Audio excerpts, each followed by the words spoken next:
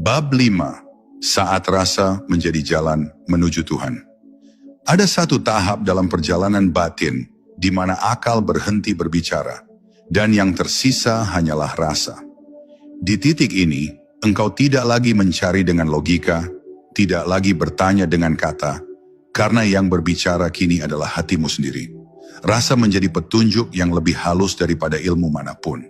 Ia membimbingmu dengan lembut, bukan lewat suara, tapi lewat getaran yang hanya bisa dirasakan oleh jiwa yang tenang. Ketika engkau hendak berbuat salah, hatimu terasa berat. Ketika engkau hendak mengikuti jalan yang benar, hatimu terasa damai. Itulah tanda bahwa Allah telah menanamkan ilmu rasa di dalam dirimu. Sebuah pengetahuan yang tidak tertulis di kertas, tapi diukir di ruang rahasia hati. Rasa ini seringkali membingungkan bagi yang belum mengenalnya. Karena ia tidak bisa dijelaskan dengan kalimat, tidak bisa diukur dengan logika. Tapi bagi mereka yang hatinya telah lembut, rasa ini adalah petunjuk yang paling jujur. Ia tidak pernah berbohong ketika engkau merasa jauh dari Allah. Bukan karena Allah menjauh, tapi karena hatimu sedang tertutup oleh kesibukan dunia. Ketika engkau merasa dekat, bukan karena engkau berbuat banyak, tapi karena Allah sedang mendekatkanmu tanpa alasan. Rasa inilah yang menjadi jalan menuju makrifat, jalan yang tidak dilalui oleh pikiran, tapi oleh cinta. Jika engkau perhatikan, setiap rasa dalam hidupmu membawa pesan. Sedih adalah cara Allah mengajarkan empati. Gembira adalah caranya menunjukkan nikmat. Hampa adalah caranya mengundangmu kembali kepadanya. Semua rasa adalah guru, semua perasaan adalah ayat. Maka jangan tolak rasa apapun yang datang. Karena di balik setiap rasa, ada Allah yang sedang berbicara.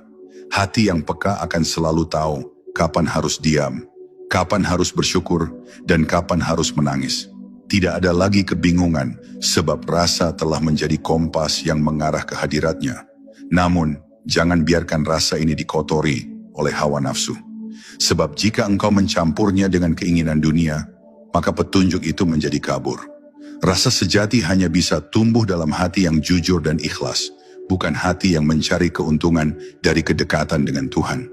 Ketika engkau merasa sesuatu, belajarlah untuk diam dan mendengarkan, bukan langsung menafsirkan. Karena tafsir yang lahir dari ego bisa menipu, tapi makna yang muncul dari diam akan membawa cahaya. Disinilah keheningan menjadi ladang tumbuhnya hikmah. Dan ketika engkau sudah mampu hidup dengan bimbingan rasa, menjalani hari tanpa banyak bertanya, tapi selalu merasa ditemani, selalu disapa, selalu diarahkan, maka engkau telah berjalan di jalan yang lembut, namun pasti menuju Tuhan. Engkau tidak lagi takut kehilangan, karena engkau tahu, setiap yang pergi hanyalah bagian dari pengaturannya. Engkau tidak lagi terlalu berharap pada makhluk, karena engkau sadar, semua rasa sejati hanya akan berlabuh kepada Allah. Dan disitulah, ilmu laduni benar-benar hidup, menjadi cahaya dalam rasa, menjadi arah dalam diam, dan menjadi rahasia yang hanya dipahami oleh hati